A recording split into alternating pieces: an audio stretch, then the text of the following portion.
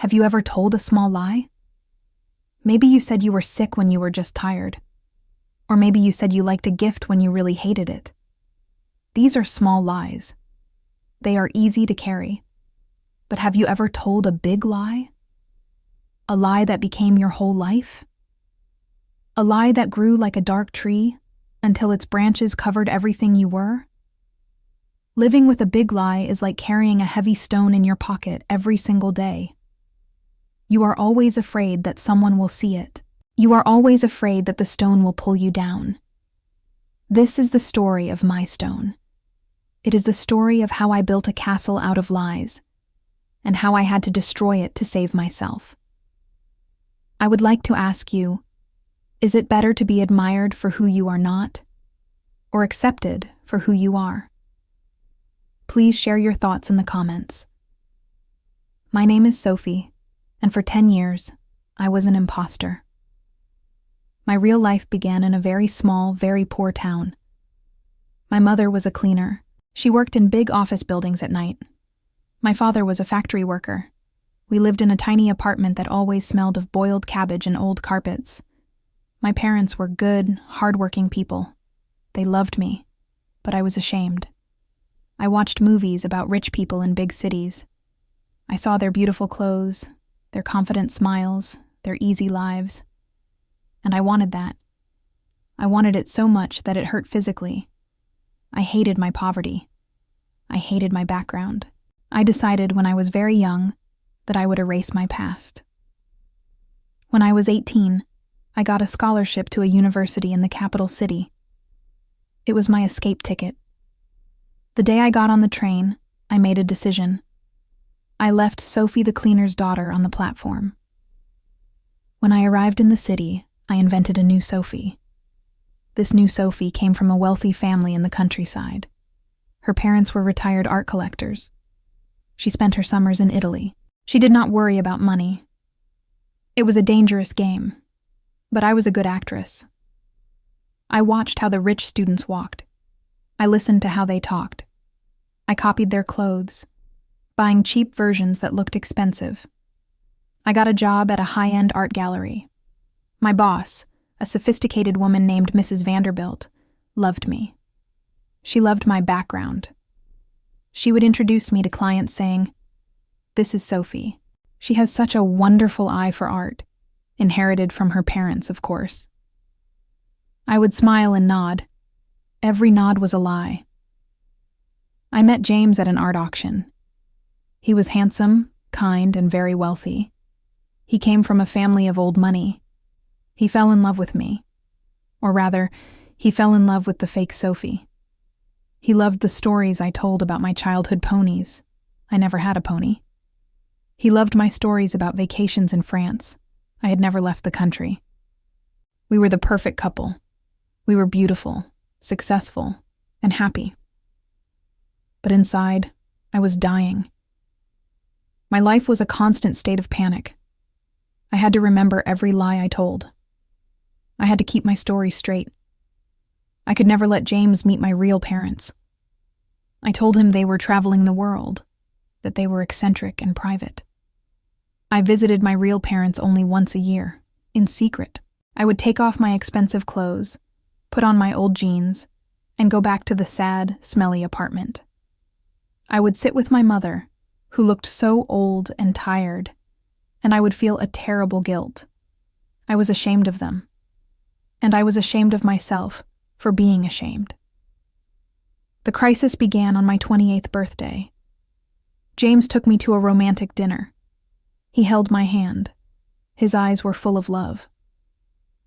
"Sophie," he said, "we have been together for 3 years. I love you more than anything. I want to spend my life with you." He opened a small box. Inside was a diamond ring. It was beautiful. "Will you marry me?" I said yes. Of course I said yes. I loved him. But as he put the ring on my finger, I did not feel joy. I felt a cold, heavy chain locking around my wrist, because getting married meant weddings, and weddings meant families. "I am so happy," James said. "But Sophie, There is one thing. I insist. I want to meet your parents. Before the wedding. I want to fly to your family estate and ask your father for his blessing properly. We can go next weekend. My blood ran cold. My family estate. It did not exist. My art collector father. He was a retired factory worker who watched TV in his undershirt. My world was about to crash. I looked at James, at his happy, trusting face. I was trapped. I had promised to marry him, but the foundation of our marriage was a lie. I had 1 week. 1 week to figure out how to hide a lifetime of deception. Or 1 week to lose everything. That week was a nightmare. I couldn't sleep. I couldn't eat. Every time James mentioned the trip, my stomach turned. He was so excited. He bought plane tickets. He bought a bottle of expensive whiskey as a gift for my father. I looked at that bottle, sitting on our kitchen counter, and it felt like a bomb waiting to explode. I tried to come up with a plan. Maybe I could say my parents were sick. Maybe I could say they were on a sudden trip to Africa. But these were just more lies. And I was tired. I was so tired. Carrying the weight of a fake life is exhausting. It takes all your energy just to keep the mask from falling off. I thought about hiring actors. I actually looked up agencies online. It sounds crazy now, but fear makes you do crazy things. I thought about renting a big house for the weekend, but deep down, I knew it wouldn't work. James was smart. He would see through it. And even if he didn't, how long could I keep this up? Would I lie at our wedding? Would I lie to our children about their grandparents? The lie had become a monster, and it was eating my future. 2 days before the trip, I went to visit my real parents. I didn't tell James. I said I had a work emergency. I took the train to my small hometown. It was gray and raining. The town looked smaller and sadder than I remembered. I walked to my parents' apartment building. The paint was peeling. The hallway smelled like old cooking oil. I knocked on the door. My mother opened it. She was wearing her old cleaning uniform. She looked surprised and happy. "Sophie," she cried, "my little girl." She hugged me. She smelled like bleach and cheap soap. But she also smelled like love. My father was sitting in his chair. He smiled his toothless smile. "Look who it is! The city girl!" I sat in their small kitchen. My mother made me tea in a chipped mug. She asked about my life. I told her the usual lies. "Everything is great, Mom. Work is fine." But then I stopped. I looked at her tired hands that had scrubbed floors for 30 years so I could go to school. I looked at my father's rough face. They were not sophisticated. They were not rich. But they were real, and they were mine. "Mom, Dad," I said, my voice shaking. "I'm getting married." Their faces lit up. "Married." My mother clapped her hands. "Oh, Sophie, that is wonderful. Who is he? Is he a good boy?" "He is wonderful," I said. Tears started to fall. "But he doesn't know about you." The silence in the kitchen was heavy. My parents looked confused. "He doesn't know," my father asked slowly. "What do you mean?" I told him. I couldn't look at them. I told him my parents are rich art collectors. I told him we live in a mansion. I told him I was ashamed of this. I gestured around the small, poor kitchen. My mother's face fell. The light went out of her eyes. She looked at her cleaning uniform. She looked at the chipped mug. She understood. I was ashamed of them. I was ashamed of their life. My father looked down at the table. He looked small. He looked defeated. "I see," my mother whispered. "We are not good enough for your new life." "No," I cried. "It's not that. I wanted to be someone else. I wanted to fit in." "And to fit in, you had to erase us," my father said. His voice was not angry. It was just incredibly sad.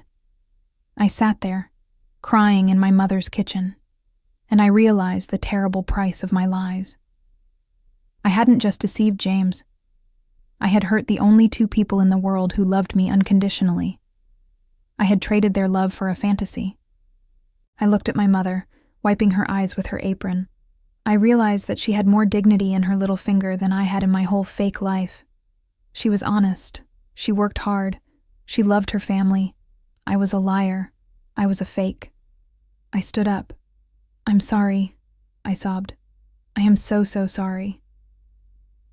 I left their apartment. I walked back to the train station in the rain. I felt hollow, but I also felt something else. Clarity. I knew what I had to do. I couldn't marry James as fake Sophie. If he loved me, he had to love the real me, the cleaner's daughter. And if he didn't, then he didn't really love me at all. I took the train back to the city. I went straight to our apartment. James was packing his suitcase. He held up a shirt. "Do you think your father will like this one?" he asked happily. I took a deep breath. It felt like the air before a storm. "James," I said, "put the shirt down. We need to talk. And you need to sit down." He saw my face. The smile dropped. He sat on the edge of the bed. "Sophie, what's wrong? Is it your parents? Are they okay?" "My parents are fine," I said. My voice was steady now. "But they are not who you think they are, and I am not who you think I am." I stood in the middle of our beautiful bedroom, surrounded by my expensive clothes and my fake life, and I started to take off the mask, piece by piece. "My father is not an art collector," I said. "He worked in a factory for 40 years. My mother is not a socialite. She cleans offices. I didn't grow up in a mansion. I grew up in a tiny apartment above a laundromat. I never had a pony. I never went to Italy in the summer. I made it all up. Everything. For 10 years. James just stared at me. He didn't speak. He didn't move. He looked like he was trying to understand a foreign language. "Why?" he finally whispered. "Because I was ashamed," I said. "I was a poor girl in a rich world. I wanted to belong. And then I met you, and I was afraid. I was afraid that a man like you from a family like yours would never look at a cleaner's daughter. So I kept lying. And the lie got bigger and bigger until I couldn't stop it. I took off the beautiful engagement ring. I placed it on the dresser. I love you, James. That is the only true thing I have told you. But I can't marry you with this lie between us. I can't take you to a fake house to meet fake parents. I am Sophie from the small town. That is who I am." I waited. I waited for him to yell. I waited for him to tell me to get out. I waited for the end. The silence in the room was so loud it hurt my ears. James looked at the ring on the dresser. Then he looked at me. His face was unreadable. James stood there for a long time. The silence in the room was heavy and thick. I could hear the clock ticking on the wall. Tick, tock, tick, tock. Each second felt like an hour. I looked at his face, searching for anger. But I did not see anger. I saw something worse. I saw hurt. Deep, profound hurt. Finally he spoke. His voice was quiet, but it broke my heart. "You think I am that shallow?" he asked. "You think I fell in love with a zip code? With a fake pony? With a story about art collectors?" I started to cry again. "I didn't know," I whispered. "I was so afraid." He shook his head slowly. "You didn't trust me, Sophie. That is the problem. It is not about your parents' job. It is not about money. I have plenty of money. I don't care if your father works in a factory or owns a bank. I care that you looked me in the eye for 3 years, every single day, and you lied. You built a wall of lies between us. You didn't let me know you. You let me love a character you created." He walked over to the dresser. He looked at the engagement ring. It sparkled under the lights, perfect and cold. He did not pick it up. He turned his back to it. "I can't be here right now," he said. "I need to think. I need to figure out what was real and what was a lie. I need space, Sophie." He picked up his bag. He walked to the door. He didn't slam it. He closed it quietly. Click. That small sound was the loudest sound I had ever heard. It sounded like the end of the world. I was alone. The apartment was beautiful and perfect, but it felt empty. I looked at my expensive clothes in the closet. They looked like costumes for a play that was canceled. I fell onto the bed and I cried until I had no more tears. I cried for the loss of James, but I also cried for the loss of the fake Sophie. She was dead, and I didn't know how to be the real Sophie yet. The next morning, I woke up with a headache, but my mind was clear. James was gone. He might never come back. I had to accept that, but I still had something to do. I had to fix the other relationship I had broken. I packed a small bag. I didn't pack the silk dresses or the designer shoes. I packed my jeans, my comfortable sweaters, my old sneakers. I took the train back to my hometown. It was raining again. It always seemed to rain there. I walked to my parents' apartment building. The graffiti on the wall was still there. The smell of old cooking oil in the hallway was still there. But this time, I didn't hold my breath. I breathed it in. It was the smell of my reality. I knocked on the door. My mother opened it. She looked worried.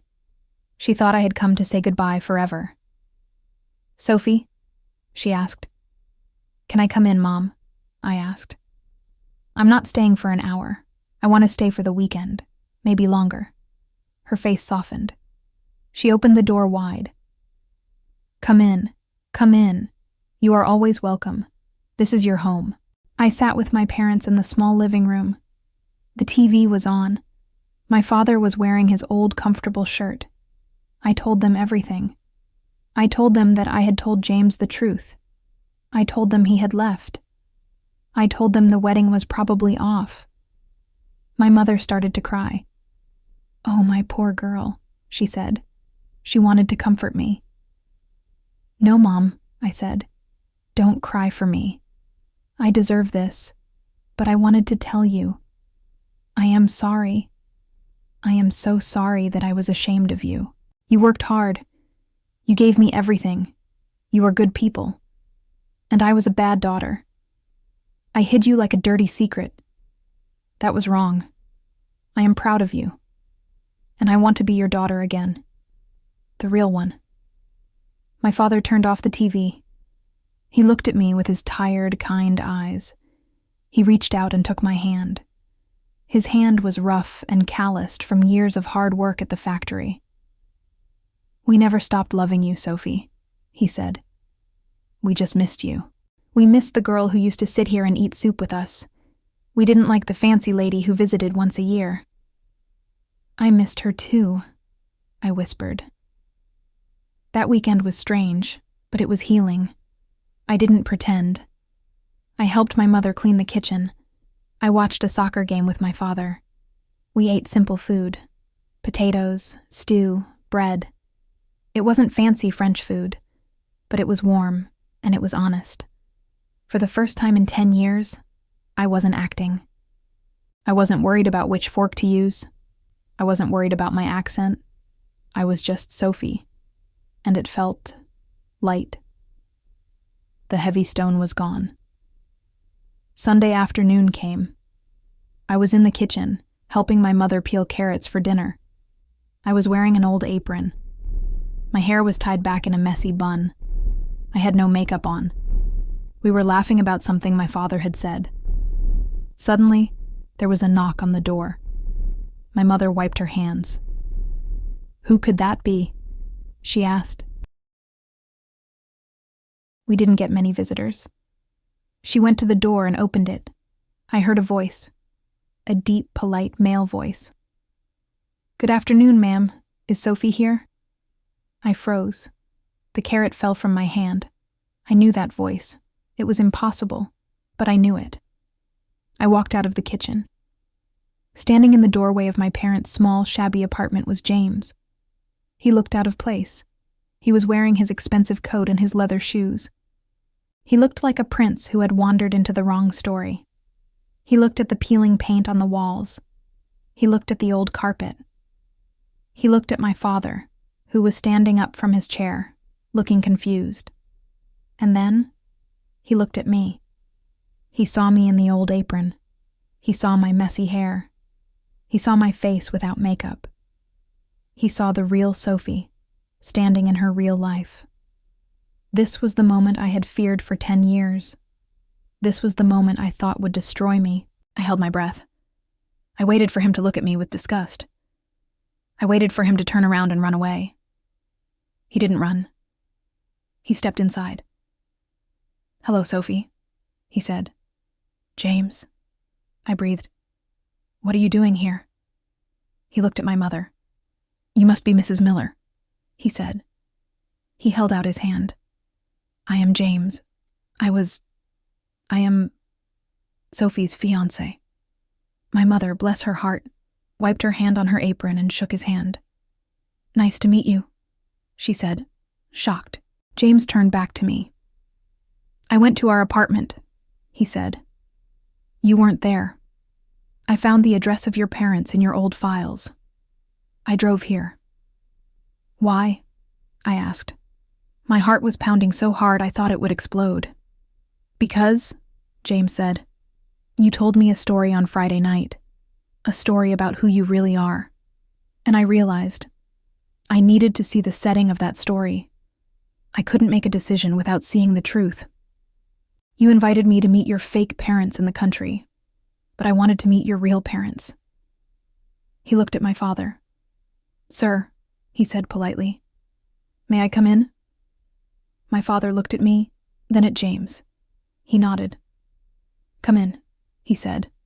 "Sit down. The chair's old, but it works." James sat down on the old, worn-out armchair. He looked around the tiny room.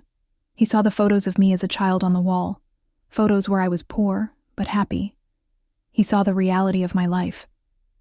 The poverty, the struggle, the simplicity. He looked at me again. His eyes were serious. "So," he said, "this is it. This is the big secret." "Yes," I said, standing tall in my apron. "This is it. This is where I come from. These are my parents. They are cleaners and factory workers, and they are wonderful. If you can't accept this, if you can't accept them, then you can't accept me." The room was silent. My parents held their breath. I held my breath. James looked from my mother to my father, and finally back to me. A slow emotion spread across his face. It wasn't disgust. It wasn't pity. James looked at my father, sitting in his worn-out chair. He looked at my mother, her hand still nervous on her apron. And then he looked at me, standing there in my mess, with no mask left to hide behind. The silence stretched on, but the feeling in the room started to change. It shifted from fear to something softer. "I don't see anything to be ashamed of," James said finally. His voice was gentle. "I see a home. I see parents who love their daughter. I see hard work." He turned to my mother. "Mrs. Miller, Sophie told me you clean offices. My grandfather started his business cleaning floors. He always told me, 'James, never look down on a person who has dirt on their hands. It means they are building something.' I forgot that lesson for a little while. But looking at your daughter, I remember it now." My mother's eyes filled with tears again. She didn't know what to say, so she did the only thing she knew how to do. "Are you hungry?" she asked. "We are having stew. It is simple, but it is hot." James smiled, a real warm smile. "I would love some stew," he said. "I am starving." We sat around the small, wobbly kitchen table. It was the strangest dinner of my life. On one side, my parents in their work clothes. On the other side, James in his expensive suit. And in the middle, me. The stew was hot and salty and delicious. James ate every bite. He talked to my father about football. He asked my mother about her life in this town. He didn't talk about art auctions or fancy trips. He talked about normal things. He was kind. He was respectful. He was the man I loved. But for the first time, he was part of my real world. After dinner, my parents went into the living room to give us some privacy. James and I stayed in the kitchen. I washed the dishes and he dried them with an old towel. It was a quiet, intimate moment. "Sophie," he said, putting down a plate. I was angry. I was hurt. I felt like I didn't know you. "I know," I whispered. "I deserved that." "But," he continued, "when you left the apartment, the silence was terrible. I looked at all the beautiful things we bought together, and they felt empty without you. I realized something. You lied about your past. You lied about your money. But you didn't lie about your heart. The way you looked at me. The way you cared for me. That was real, wasn't it?" I turned to him, my hands wet and soapy. "Yes," I said. "That was the only real thing in my life. I loved you so much, James. I was just terrified that I wasn't enough for you." He took my wet hand. "You were always enough, Sophie. You just didn't believe it." He looked deep into my eyes. "I don't want the fake Sophie. I don't want the art collector's daughter. I want you, the girl who peels carrots with her mother, the girl who fought hard to get an education, the girl who was brave enough to tell the truth, even when it cost her everything." He reached into his pocket. He pulled out the ring. The diamond sparkled under the harsh kitchen light. "I brought this," he said. "But I don't want to put it back on your finger just yet." My heart sank a little. "I understand," I said. "No," he smiled. "We need to start over. We need to build a foundation that is real. No more lies. No more hiding. I want to date this Sophie. I want to come here for Sunday dinner. I want you to be proud of who you are. And when we are ready, really ready, then I will ask you again. Is that okay?" I smiled, a smile that came from deep inside my soul. "Yes," I said. "That is perfect." That was 2 years ago. It wasn't easy. I had to learn how to be myself in the city. I stopped pretending. I told my friends the truth. Some of them drifted away, the ones who only liked the rich Sophie. But the real friends stayed. They liked the real me better. I introduced James to my world, and he introduced me to his. But this time, I walked into his world with my head high. I wasn't an imposter anymore. I was Sophie Miller, the daughter of a cleaner and a factory worker. And I was proud of it. Last month, we finally got married. It wasn't at a fancy castle. We rented a beautiful, simple garden. My father walked me down the aisle. He wore a new suit that we bought together, and he looked so handsome. My mother sat in the front row, crying happy tears. James's family was there too. They were surprised by my background at first, but James stood by me. He showed them that character is more important than pedigree.